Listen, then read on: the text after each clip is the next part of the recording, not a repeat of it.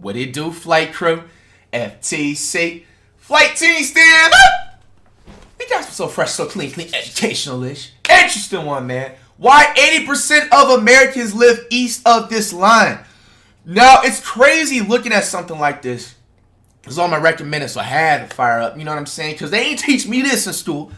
You know what I'm saying? Best substitute teacher, substitute reacts, man. You're going to learn more than you learned the last 3 months of school every time with any educational bit. Now, going back to this, it's crazy because I remember when, you know, technically the like South sometimes in a way is kind of the East, but it's obviously not the East. But you guys know your boy from Florida and everything like that. And I remember most of the time when, like, anytime I would travel, you know what I'm saying? I need to travel a lot more nowadays, you know what I'm saying? But it's going to change this here. But anyway, man, like, I remember, like, it's crazy because, like, in the East, it feels like it's a lot more populated, like, in, like, you know, like, the states like New York and, like, Georgia and Florida and, like, even, like, maybe even Texas stuff. And, like, how I remember this is because, like, bro, like, I remember going to, like, the airports. Like, I remember, like, the last time I was, like, on the East, I want to say, like, when I was going to Cleveland last year, when I had that, like, Drewski little collab with Mountain Dew thing. And then I remember being in the Cleveland airport flying back out to the West Coast, bro. Like, that was a long time and a minute where, because I remember, like, it has the same thing in the West Coast, too. Don't get it twisted, you know what I'm saying? But, like, bro, the airport is literally packed like crazy in the East, especially, bro.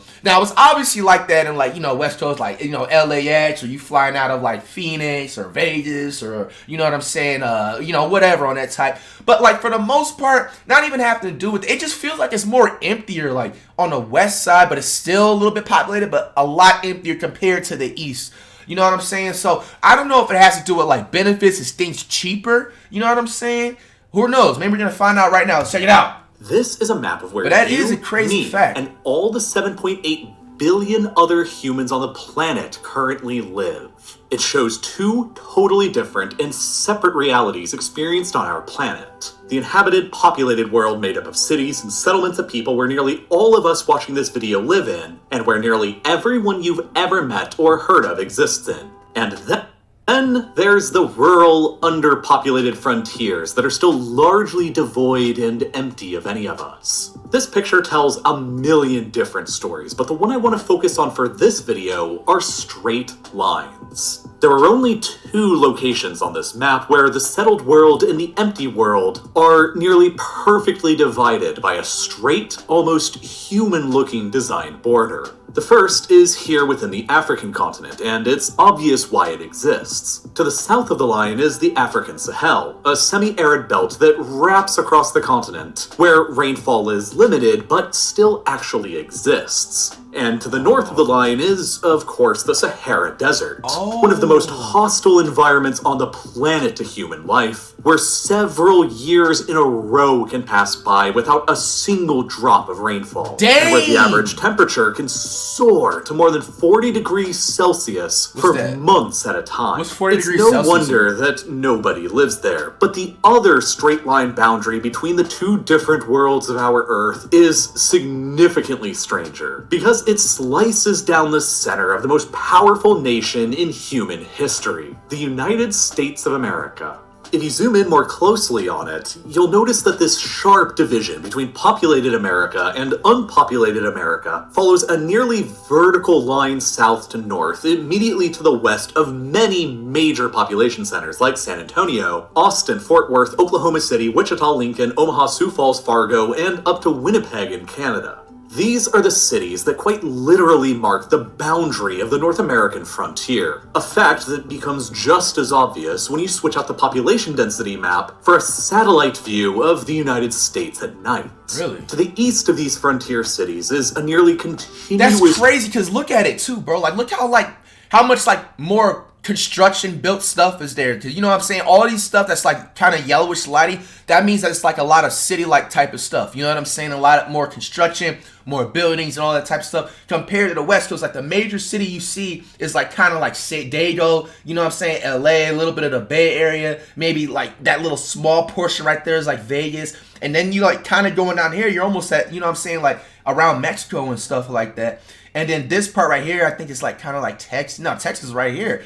That's crazy as heck. Chain of lights, all the way to the Atlantic Ocean and the eastern seaboard. and to the west of them is but a sea of darkness, with only scattered islands of light and civilization. If you drive from the east to the west across this invisible line at any point, you will immediately notice the sharp difference in the distances between communities, gas stations, and general stores. In general, this invisible line separating the more developed east from the more rural west follows the 98th meridian of longitude, and it sharply divides the American population in half.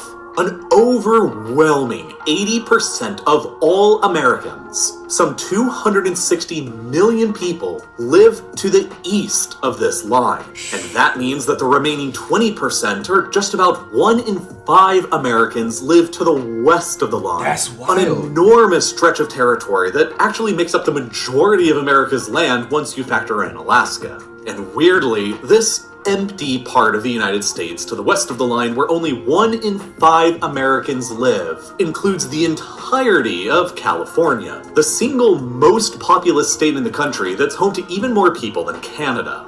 But California is the enormous exception to the overall rule, because with nearly 40 million people, it alone accounts for around 60% of the entire American population west of the line straddling the 98th meridian.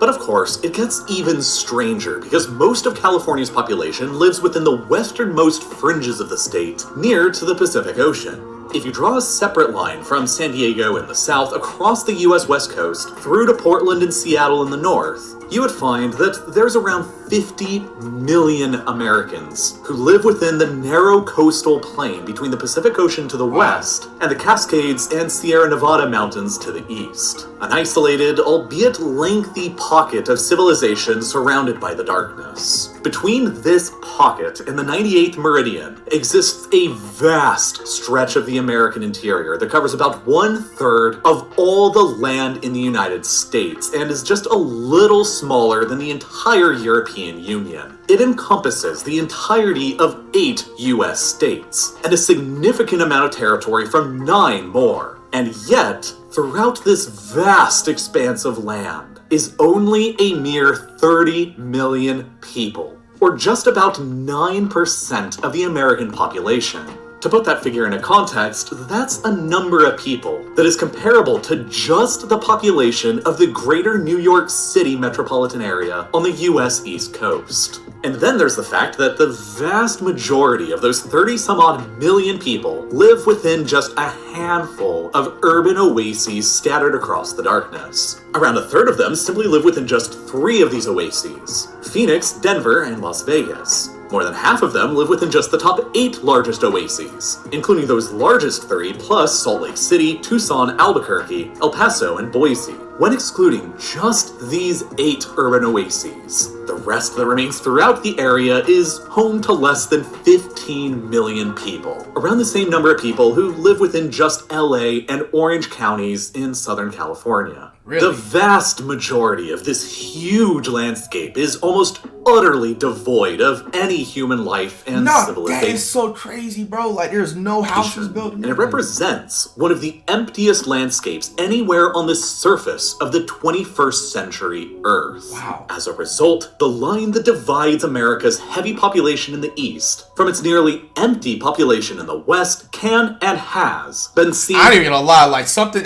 I don't know if I could live somewhere ever out there like that, but bro, you can't lie to me, bro. If there was like, I could tell like they have to probably like wherever this is, like Alaska, right? I'm gonna just assume they gotta probably drive like 30 minutes just to find a McDonald's. Like if there was like more restaurants and stuff like that, and just more stuff around there, maybe like a couple of malls or something, bro, I would never mind. But then again, it looks so sketch because imagine like a tropical storm hitting that shit, bro, and it just, bro. But bro, you can't tell me that's not peaceful looking, bro.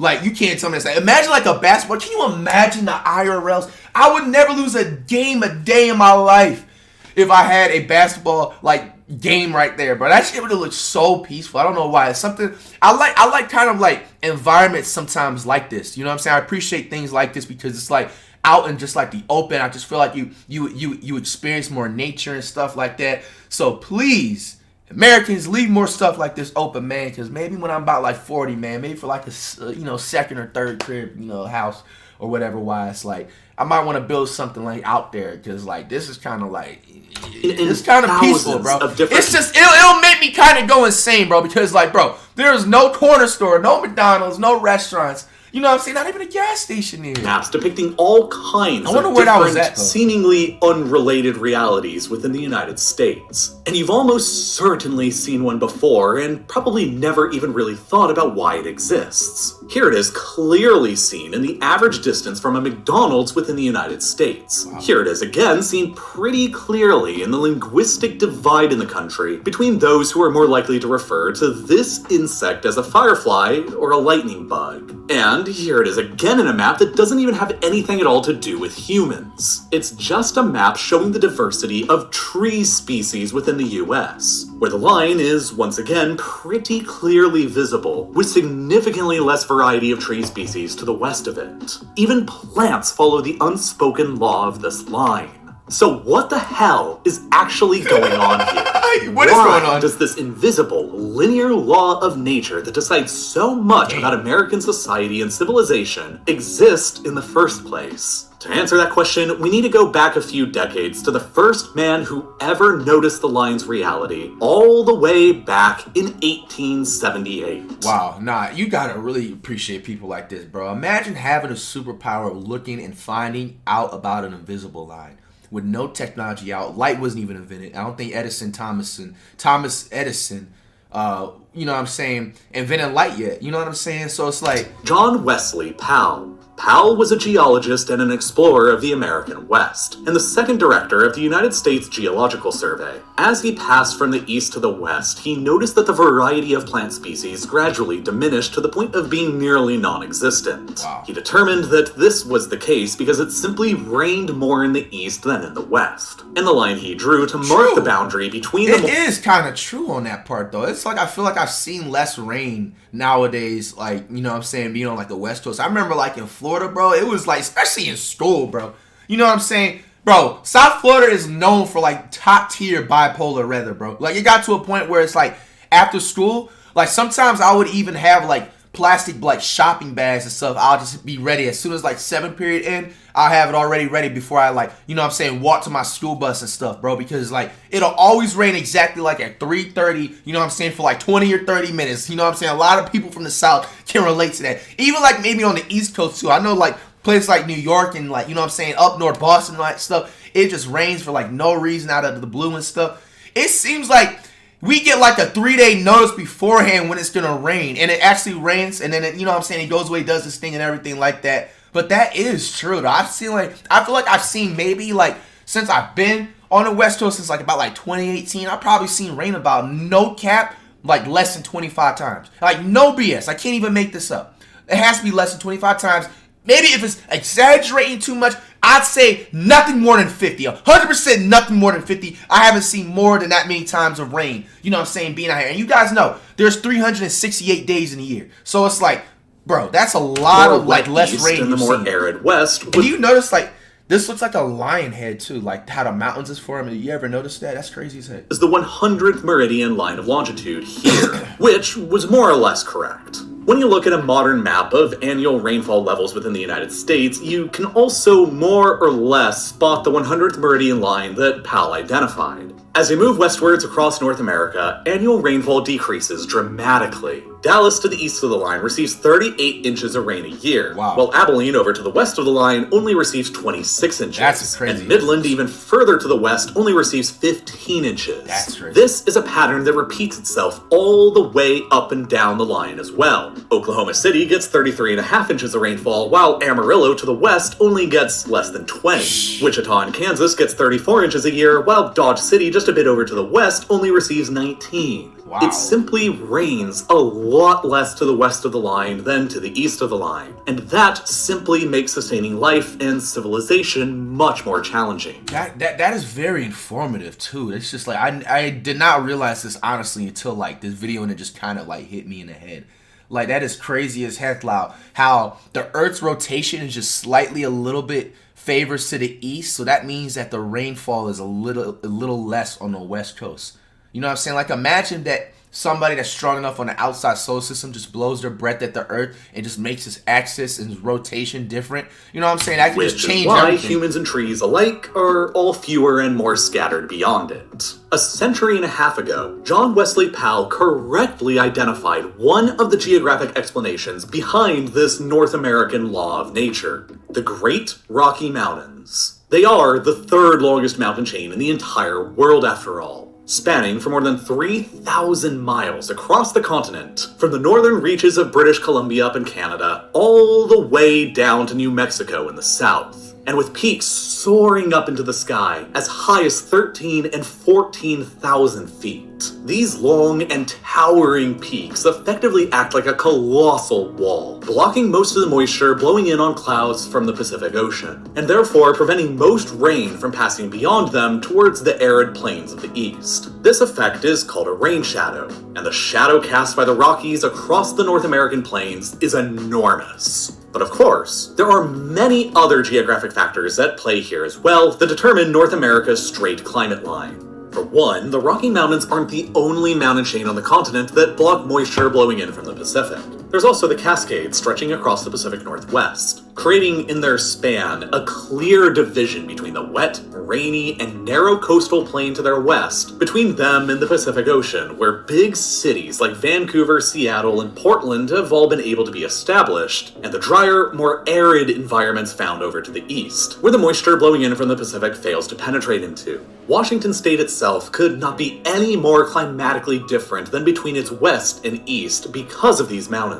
Seattle, to the west of the Cascades on the narrow coastal plain exposed to the Pacific, receives 37 inches of rain a year, whereas the small town of Mattawa, just over on the eastern side of the Cascades, receives only 4.5 inches of rain per year, which is about the same as infamously dry Las Vegas. And further to the south in Nevada and California are of course the Klamath Mountains, the Transverse and Peninsular Ranges, and the most formidable range of all, the Sierra Nevadas, with peaks as high or even higher than the mighty Rockies themselves. All of these high mountain peaks serve to block moisture blowing into the eastern interior from the Pacific Ocean, and in effect, their presence creates only a narrow strip of land across the west coast between them and the ocean, where there is suitable amounts of rainfall to sustain large-scale human population centers, running roughly from northern Washington down to the San Francisco Bay.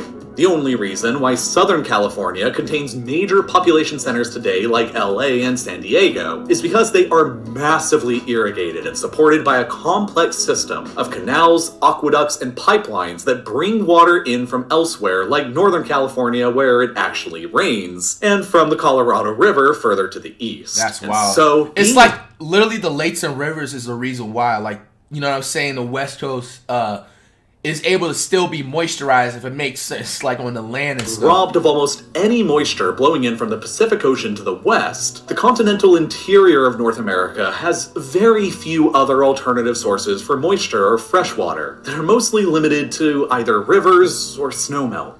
Over on the eastern side of the continent, the biggest mountain range are the Appalachians, which are effectively just speed bumps in comparison to the giants of the west. The highest peak within them, Mount Mitchell, is less than 6,700 feet tall, or less than half the height of the tallest peaks that are seen in the Rockies, the Cascades, and the Sierra Nevadas. As a result, they do very little to block any moisture bellowing into the continent from the Atlantic Ocean in the east. And so, Atlantic winds frequently bring moisture across the East Coast and the eastern Mississippi Basin, enabling large-scale agriculture without any need for irrigation. But, unfortunately, these winter Atlantic storms simply don't make it far enough to bring their moisture to the western plains beyond the 98th and 100th meridian lines of longitude. During the summer months, moisture will also blow into the continent from the Gulf of Mexico, but these winds generally blow northward before curving eastward, which, once again, dumps rainfall across the eastern United States, but deprives the west of hardly any. As an ultimate result, when you combine all of these factors together, it adds up to there simply being less available freshwater across this empty third of America, meaning less water to drink and less water available for agriculture.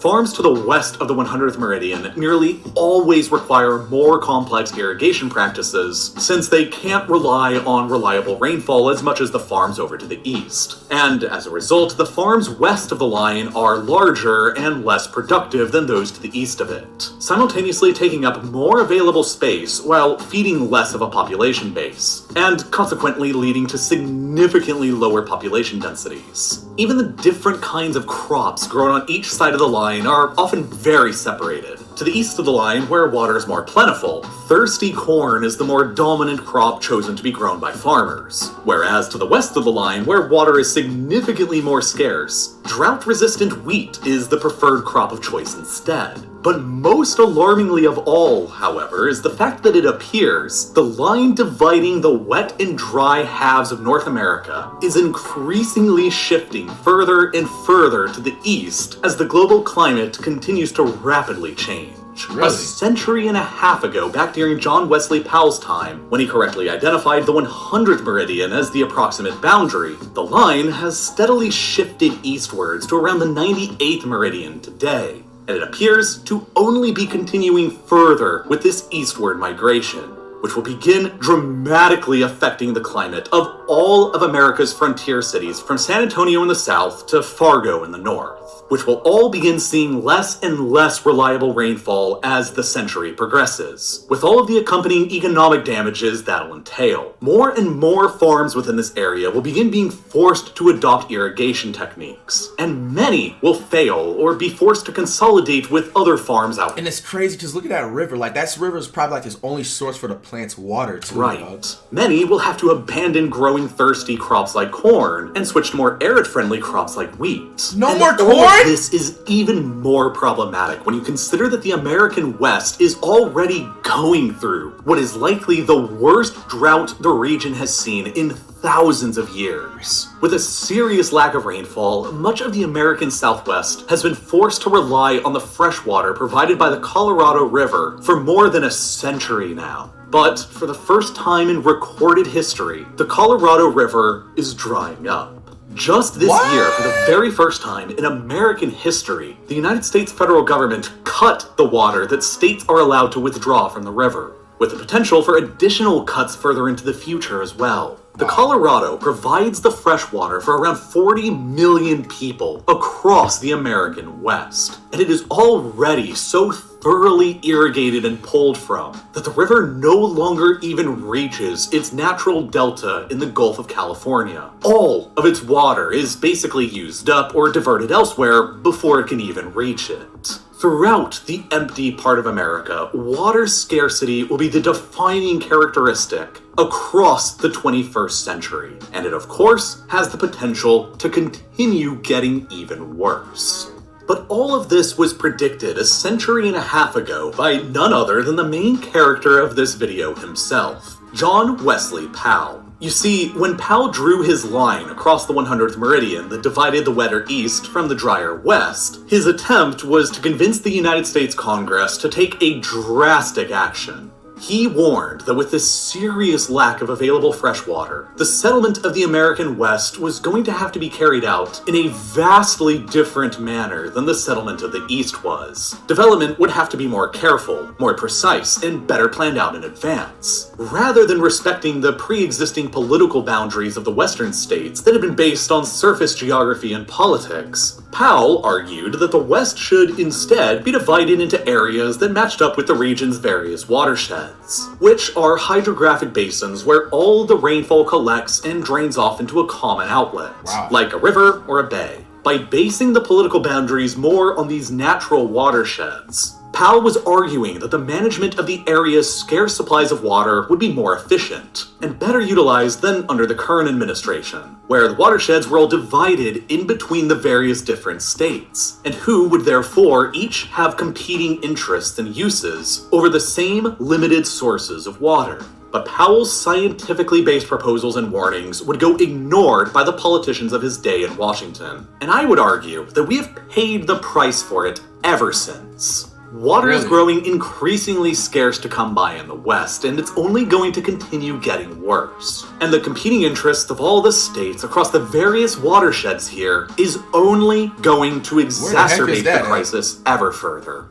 John Wesley Powell was a geologist and a scientist, and his thinking was centuries before his time. His analysis of the American West and his conclusions were rooted in scientific thinking. And if you're anything like him or me, then you're probably just as curious about why our planet in reality works the way it does. But the world is a complicated and sometimes difficult to understand place. Science and math serve as the primary tools in helping us understand our complicated reality. But for myself, and perhaps for you as well, science and math are each subjects that have never come easy, and may even seem impossible to truly grasp at times. I struggled with learning science and math for my entire life until I discovered Brilliant. Really? And now, through them, everyone, regardless of prior knowledge or ability, can get a little dose of scientific learning every single day. Whether you're looking easy to collab and cares about this? All right, man. Hope y'all learned, because I learned a lot more information from